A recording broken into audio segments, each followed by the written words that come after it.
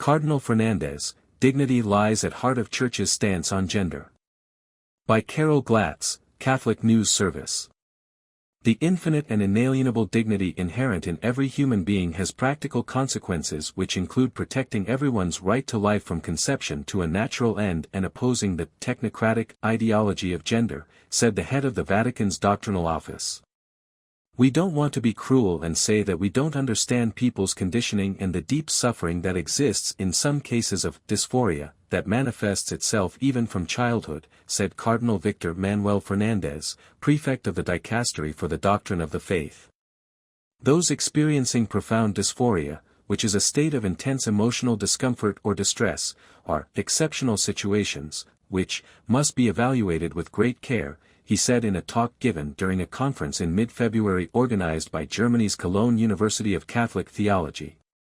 What the Church opposes is the ideology that usually accompanies so many sex change decisions, which the Cardinal said is an ideology that claims omnipotence and refuses to recognize the reality of one's body as a gift, he said in his talk, which was published on the Dicastery's website in Italian and German.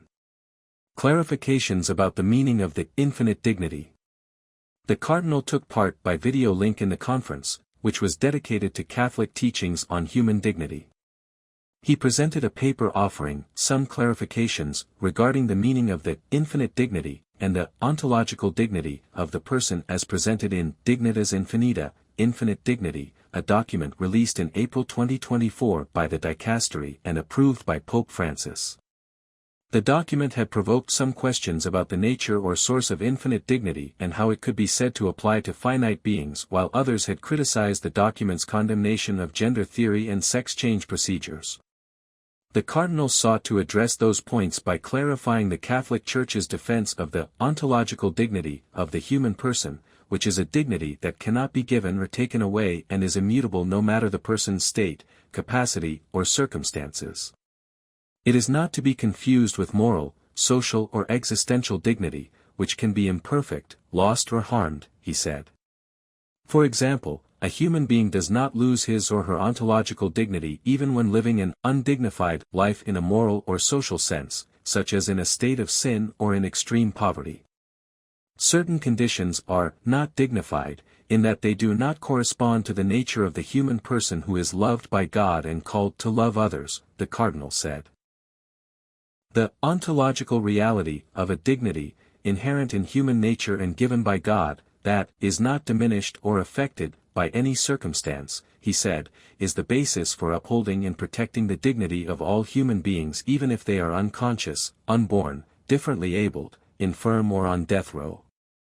This understanding of dignity is contrary to the interpretation of a large part of current society and throughout history, he said, which prefers to ignore, remove or invent human rights at whim or as decided by the powerful.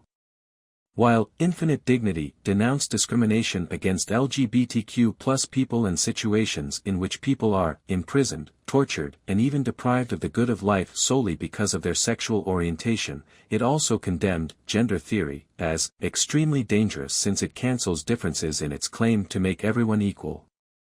It warned that sex change interventions risk threatening the unique dignity the person has received from the moment of conception. Consequences of believing what the Church teaches. In his talk February 17, the Cardinal said the document invites the faithful to recognize the consequences of believing, as the Catechism of the Catholic Church teaches, that the human body shares in the dignity of the image of God. In that view, sex change is not merely an external change or comparable to normal cosmetic surgery or surgery to cure a disease, he said. It is about the demand for a change of identity, of wanting to be another person. The document, he said, does not exclude that there are cases outside the norm, such as severe dysphorias that can lead to an unbearable existence or even suicide, which demand evaluation with great care. What we are saying is that the ideology that usually accompanies so many sex change decisions includes the denial of the reality given as a gift, with the idea that bodily sexual identity can be the object of radical change, always subject to one's desires and claims of freedom, he said. Regarding the question of infinite dignity for finite beings and its source, the Cardinal said human beings have been called to be God's children through Jesus. This possibility was truly opened through the incarnation and redemption of Christ. During a meeting with people with disabilities in Germany in 1980, St. John Paul II said, "With Jesus Christ, God has shown us in an unsurpassed way how he loves each human being and thereby bestows upon him infinite dignity." This is how the late Pope's statement about infinite dignity, and the document's title, should be understood. Cardinal Fernández said, namely, that God's infinite love confers infinite dignity on every human being.